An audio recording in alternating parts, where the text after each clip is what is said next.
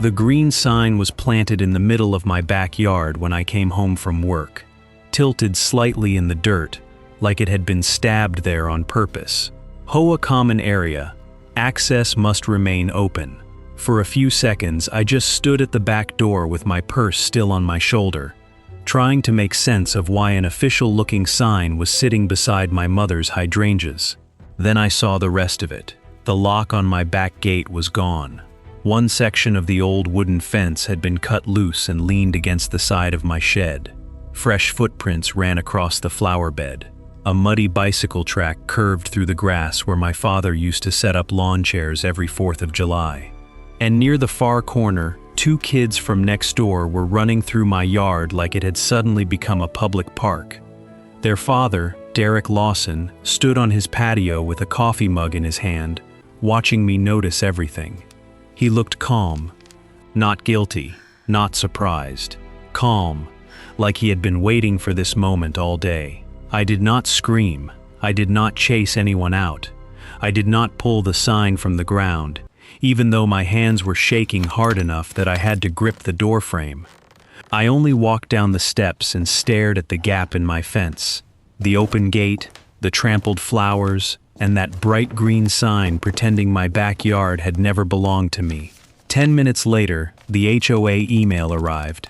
According to the board, I had been occupying common area property with an unauthorized fence for years. They claimed my backyard access had to remain open for community use, and if I replaced the lock, blocked the path, or interfered with residents crossing through, I would be fined $350 immediately.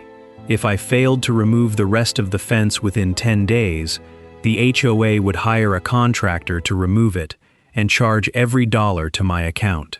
The final sentence mentioned additional legal remedies, including a possible lien. A lien on the house my parents had left me, over a backyard I had mowed, planted, repaired, and paid taxes on for more than 15 years. That was when I understood Derek had not just complained to the HOA. He had convinced them to rewrite the story of my property. In their version, my mother's garden was not mine. My father's gate was not mine. The quiet patch of grass where I drank coffee on Sunday mornings was not mine. It was community access, and I was the selfish homeowner standing in the way. 3 weeks later, that same green sign would be lying on a conference table in front of the entire HOA board, beside my recorded deed, the county plat, and a letter that made the president's face go pale. Derek would stop calling it common area, the HOA would stop threatening liens, and everyone in that room would learn the difference between a colorful community map and a legal document recorded at the county office. But on that Friday evening, all I had was a broken gate, a fake claim, and one terrifying thought. Someone had just tried to erase my backyard with a sign. Before Derek Lawson ever decided my backyard should belong to everyone, it had belonged to my family in every way that mattered. My parents bought that house when I was 12 years old. Back then, the subdivision was still half empty, with dirt lots, young trees, and model home banners flapping at the entrance. My father used to joke that he picked our lot because it had the quietest backyard on the street. There was no road behind it, no parking area, no playground, just a strip of drainage land farther back and a line of trees that made the evenings feel private. To most people, it was just grass and a fence. To me, it was where my mother planted hydrangeas every spring, even when the clay soil fought her. It was where my father built the little wooden gate with his own hands because he hated flimsy hardware store shortcuts. It was where we ate watermelon on paper plates, where my cousins ran barefoot during summer cookouts, and where I sat alone after both of my parents were gone, trying to understand how a place could feel full and empty at the same time. When they left me the house, I did not sell it, even though several people told me I should. I was not rich, and keeping up with the mortgage taxes, repairs, HOA dues, and insurance was not always easy. I worked as an office manager at a dental clinic, which meant my days were full of phone calls, appointment problems, insurance forms, and people pretending they were not nervous about root canals. By the time I came home, All I wanted was quiet. That backyard gave me that. I kept the grass trimmed. I repainted the gate every few years. I cut back the shrubs when they got too close to the fence. I paid the HOA dues on time and followed the rules, even the silly ones about trash cans being visible after 7 in the evening. I was never the kind of homeowner who wanted a fight. I did not go to board meetings unless I had to. I did not complain about my neighbor's dogs or decorations. I just wanted to protect the one place my parents had worked so hard to leave behind. For more than 15 years, nobody called my backyard common area. Nobody asked to walk through it. Nobody from the HOA told me my fence was illegal. The actual common area was behind the drainage easement, with a separate path near the end of the street that led toward the lake and clubhouse. It was not the shortest walk for everyone, but it was the legal one, and everyone seemed to understand that. Then Derek moved in next door. He bought the house to my right after the previous owners moved closer to their grandchildren. From the beginning, Derek carried himself like the neighborhood was a business deal waiting for him to improve it. He told people he had worked in real estate development. He talked about property values like they were a moral issue.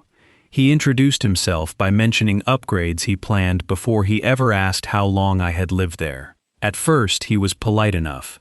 Too polite, maybe. He asked strange questions about my back fence, the gate, and whether anyone ever used the space behind my yard to reach the lake. I told him there was a community path down the street. He smiled and said that seemed inefficient. A few weeks later, I heard him telling another neighbor that the original developer had intended a walkway behind our houses. He said some homeowners had absorbed parts of the common area over the years, and the HOA needed to correct it.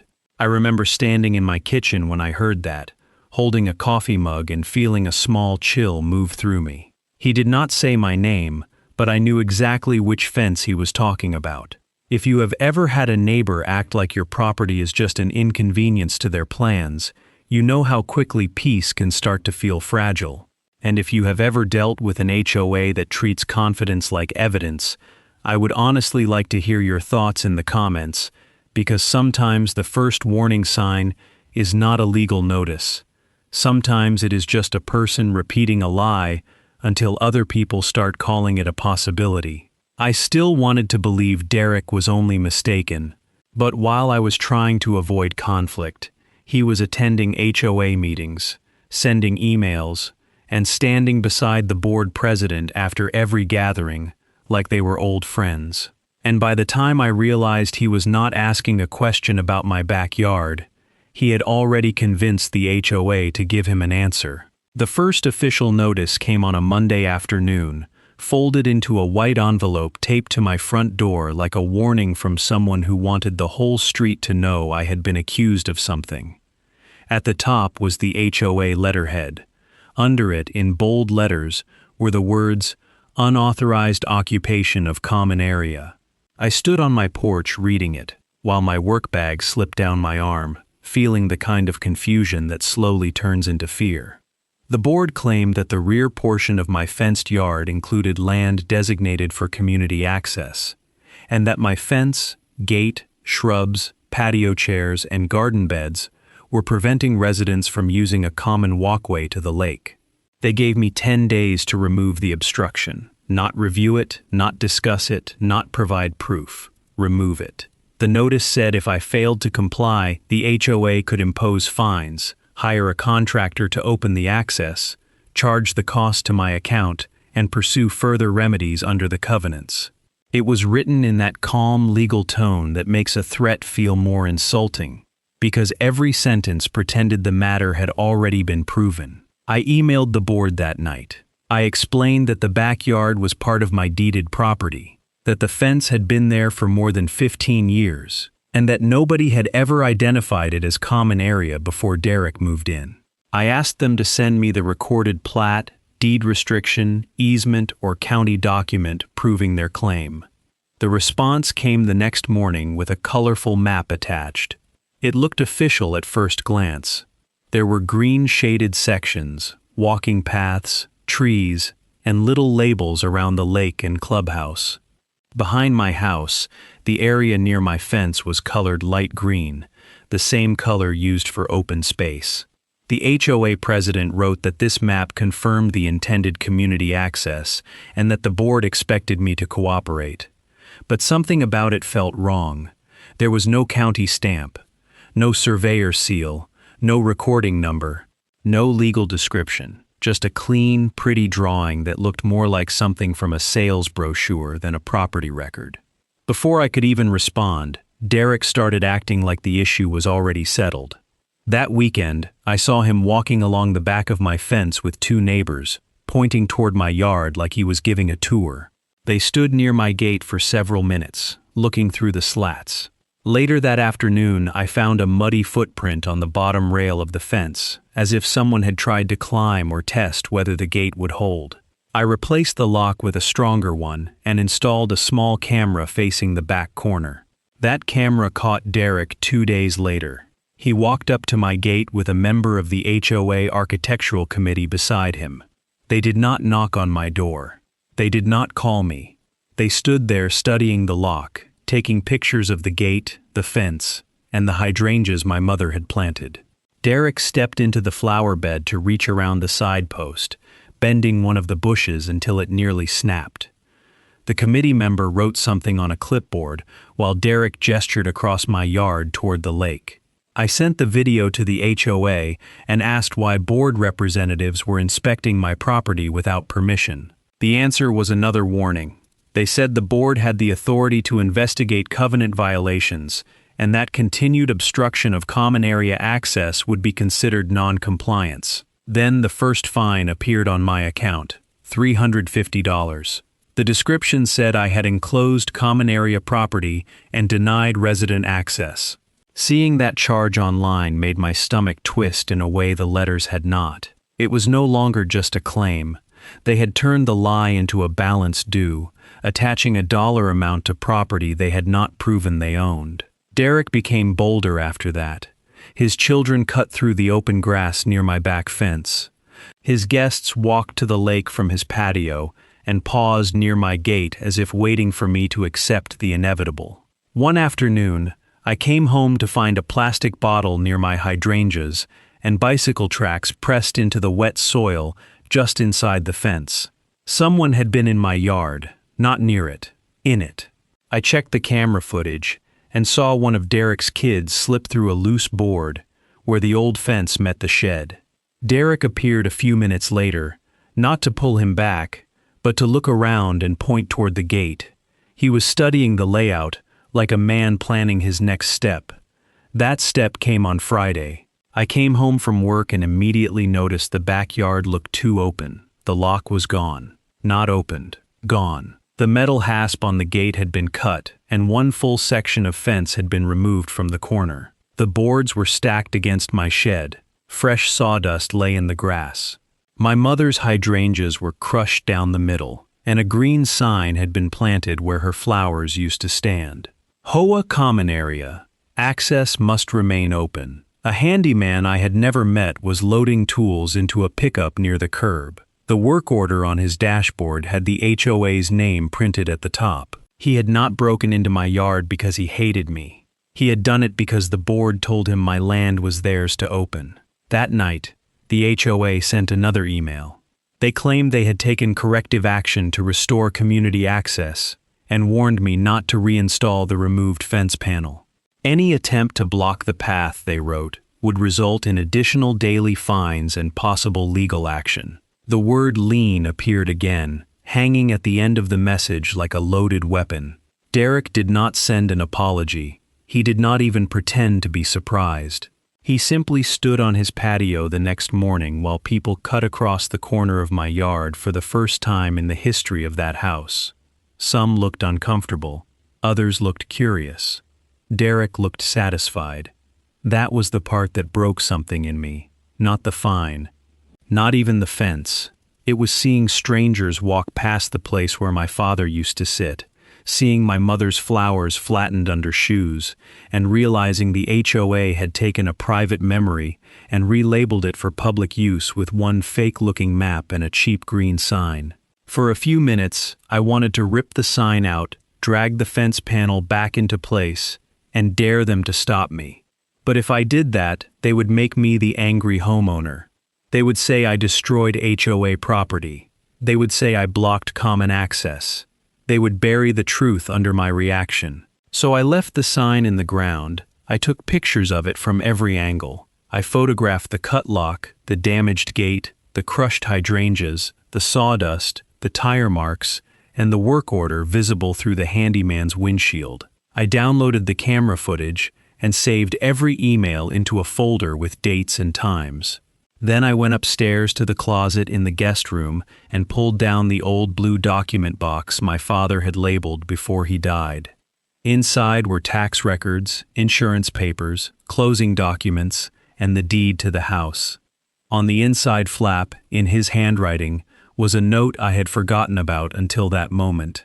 Never trust someone else's map when you still have your deed. I did not sleep much that night. Every time I closed my eyes, I saw that green sign in the middle of my yard, standing there like it had more authority than my parents' names on the deed. I kept thinking about Derek's calm face, the HOA's warnings, the cut lock, and the way strangers had already started walking through a place my family had protected for years. But by morning, fear had turned into something quieter. I was not going to scream at Derek. I was not going to rip the sign out of the ground. I was not going to give the HOA one photograph, one witness, or one excuse to call me unstable. If they wanted to turn my backyard into a legal issue, then I was going to answer them with legal records. I started with the blue document box. My father had kept everything.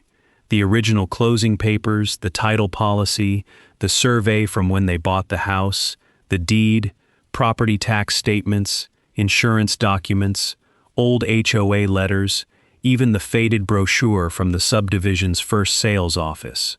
I spread the papers across my dining room table and began sorting them into piles.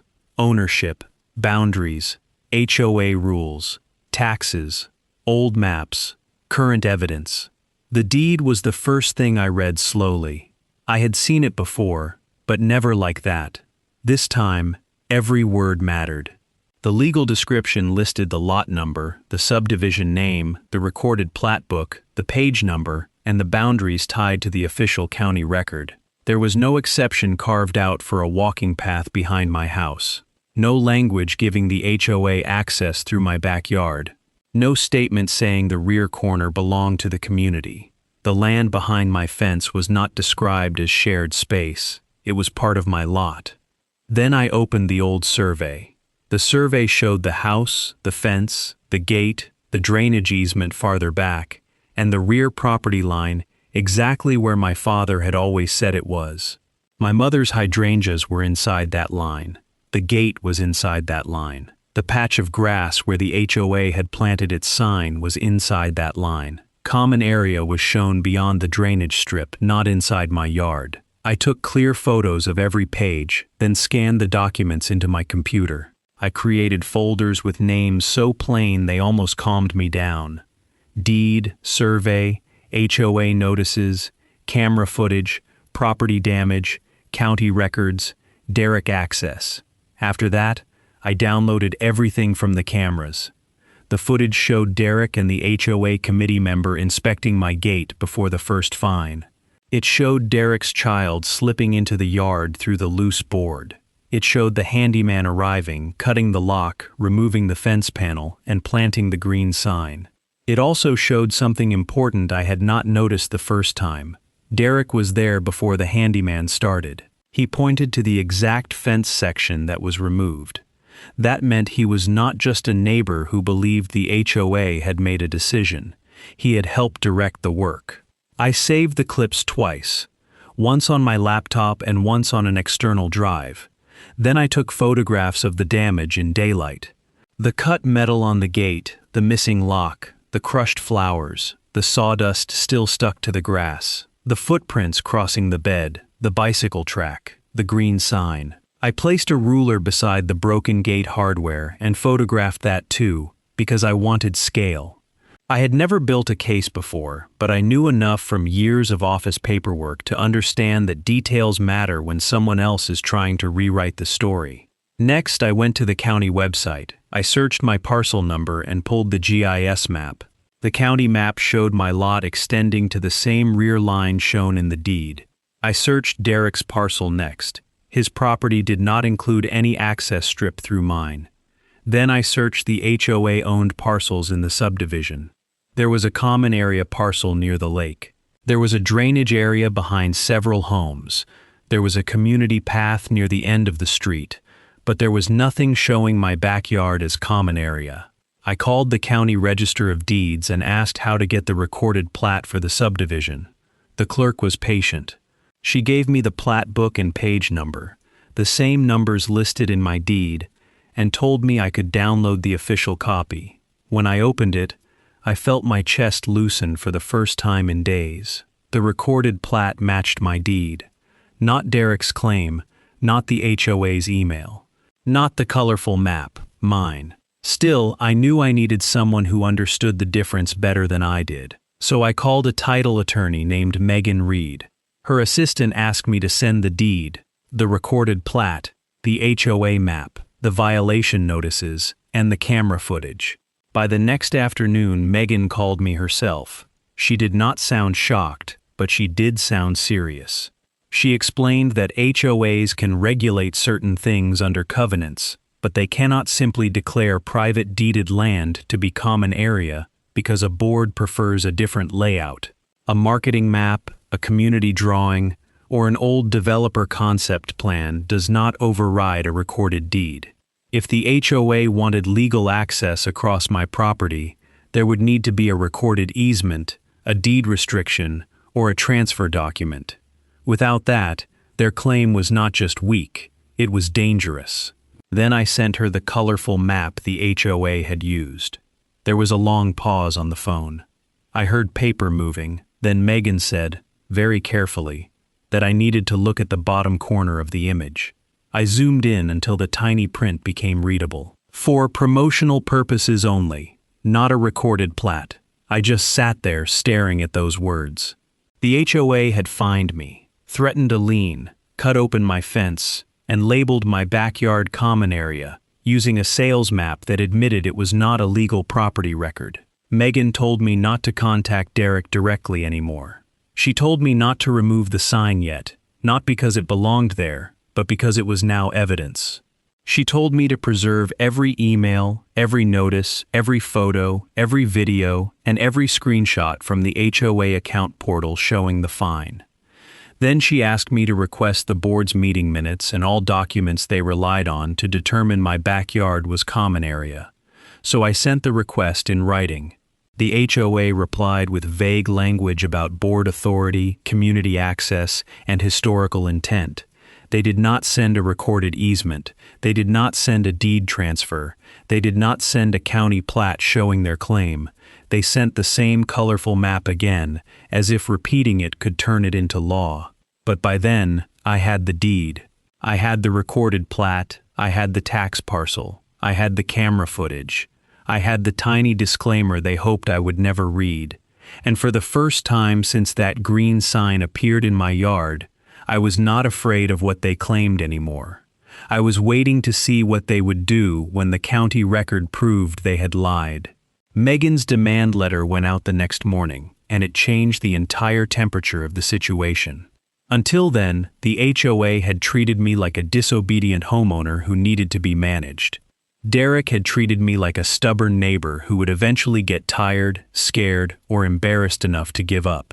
But once an attorney put the deed, the recorded plat, the county parcel map, the camera footage, and their own marketing disclaimer into one clean timeline, the story stopped sounding like a community access issue. It sounded like trespass.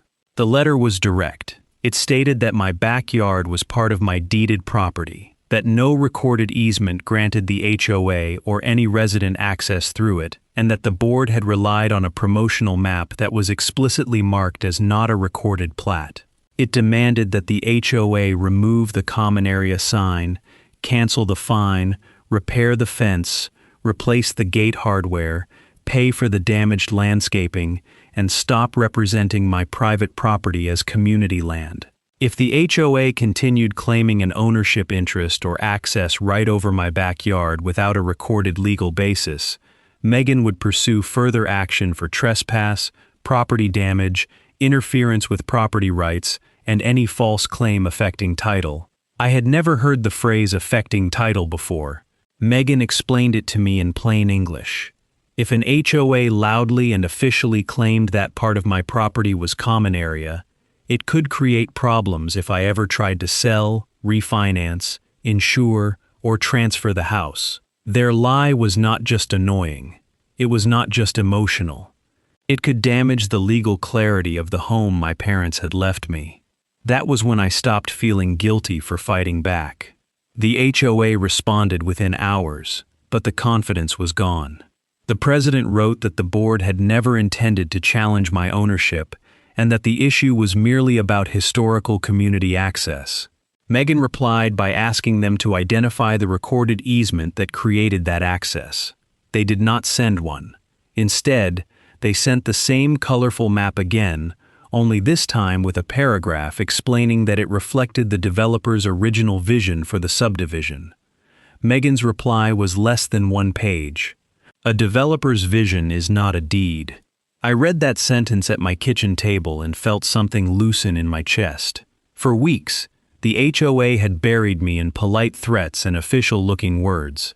Megan cut through all of it with one sentence that could not be misunderstood. Then she found the second problem. Buried in the county planning archive was an old preliminary concept plan from when the subdivision was still being marketed. It did show a possible walking trail behind several homes, including the area near mine. But that plan had never been finalized. The county had required changes because the proposed trail conflicted with the drainage easement and privacy setback behind the homes. The developer revised the final recorded plat before selling the lots, moving the actual community access point to the end of the street. In other words, Derek had not discovered a forgotten community right.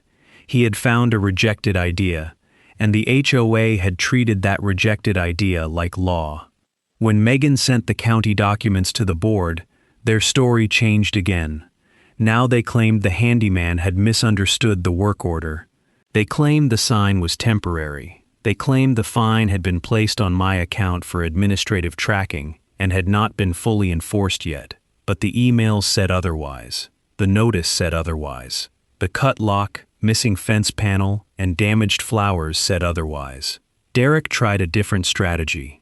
He sent me one message, even though Megan had already told him all communication should go through her. He wrote that this had gotten out of hand, and that he was only trying to restore what the neighborhood was supposed to have.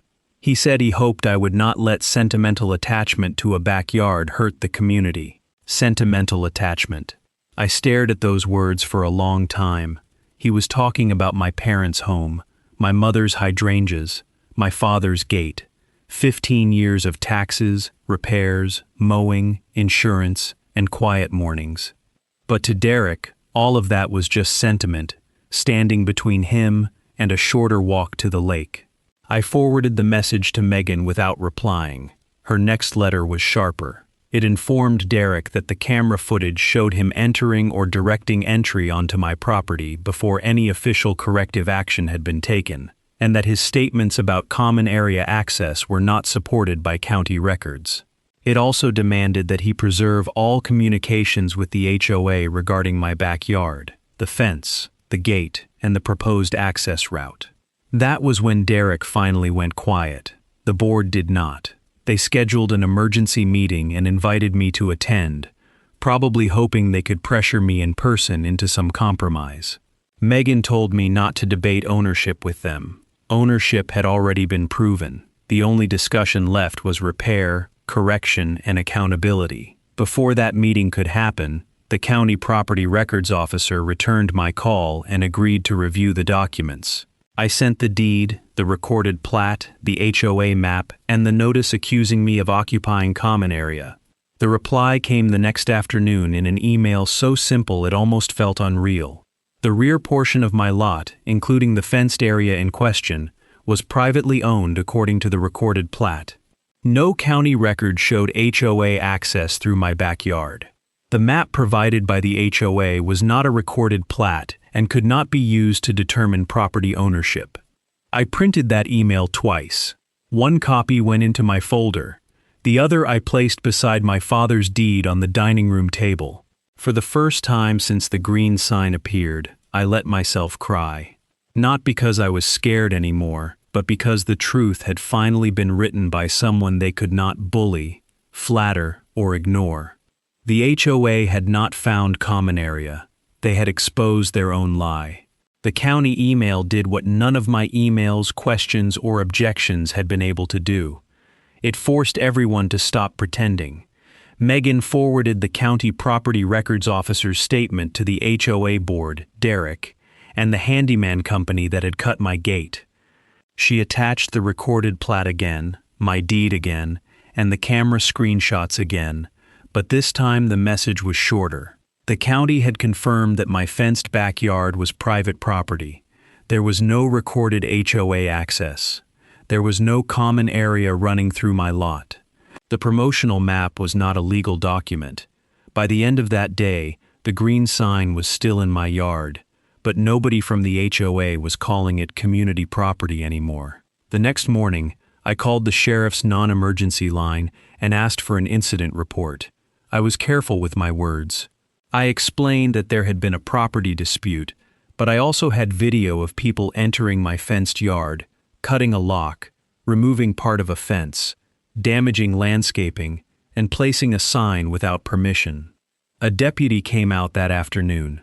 He looked at the gate, the missing lock, the crushed hydrangeas, the camera footage, and the county email.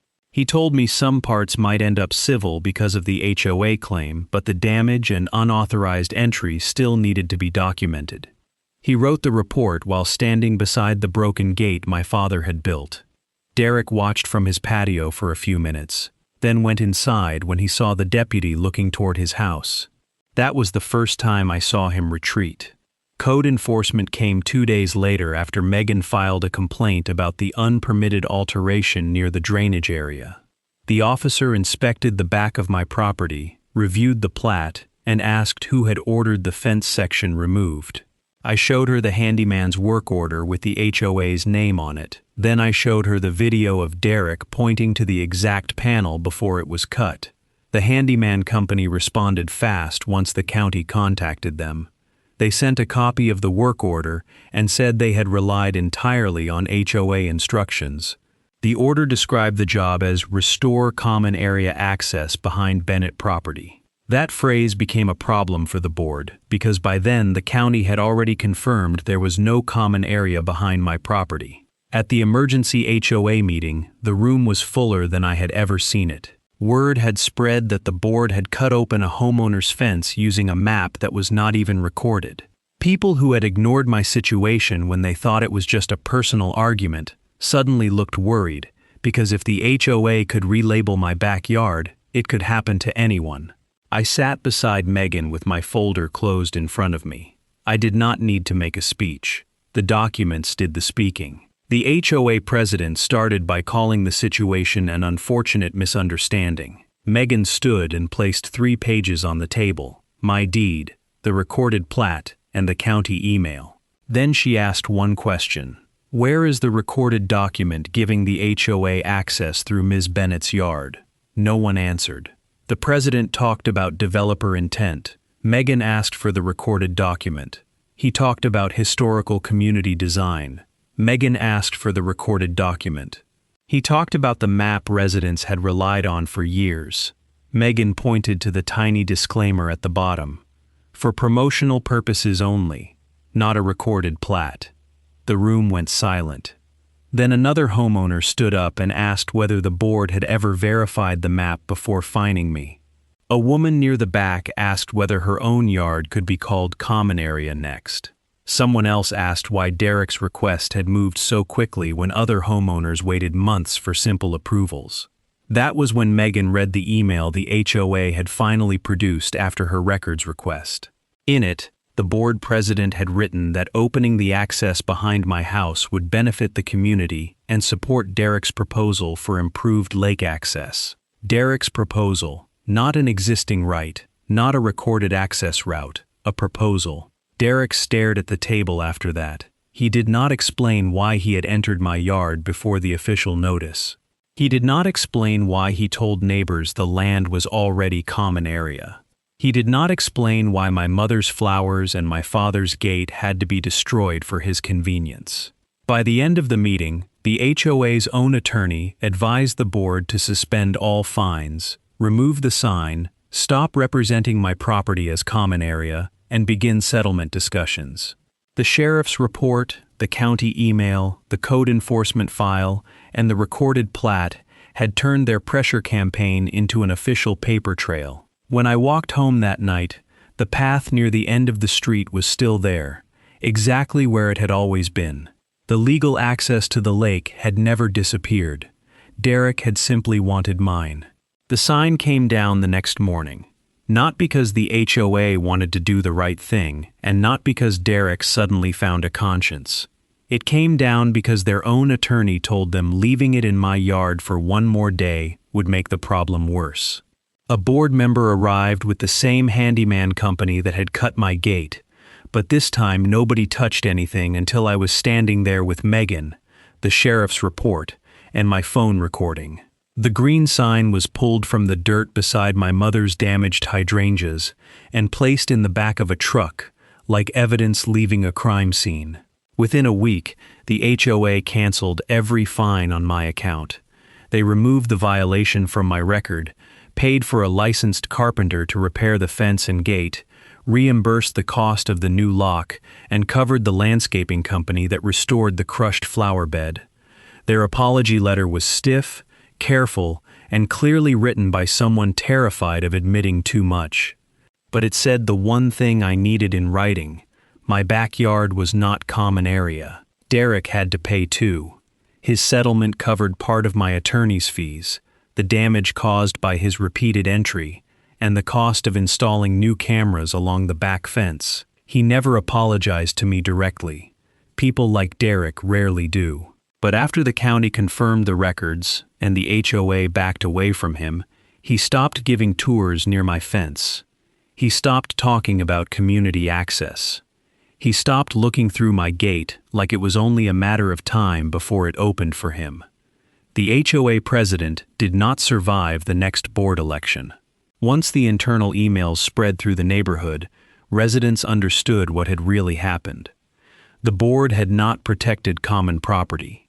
They had used an old promotional map to favor one homeowner's private request, then threatened another homeowner with fines and a lien when she refused to surrender land that was legally hers.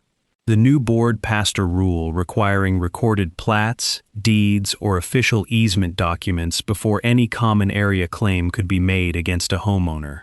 No more marketing maps. No more developer intent. No more pretending a colorful drawing had the power to erase someone's property rights. A month later, I repainted my father's gate myself. I planted new hydrangeas where the old ones had been crushed, and I left one small camera visible on the fence post. Not because I wanted to live in fear, but because I had learned that peace is easier to keep when the truth is being recorded. My backyard felt quiet again, not untouched, not innocent the way it had been before, but mine. And that was enough. I did not win because I shouted louder than Derek. I won because I kept the emails, saved the footage, read the deed, checked the county records, and refused to let an HOA turn a sales brochure into a weapon. If someone ever tells you your land is not really yours, do not panic, and do not react in anger. Find the deed. Find the plat. Find the record they cannot talk their way around. And if this story reminded you of a neighbor, an HOA, or a property dispute you have seen before, leave your thoughts in the comments. Share it with someone who needs to protect their home, save it for later, and subscribe for more stories where ordinary homeowners fight back with facts instead of fear.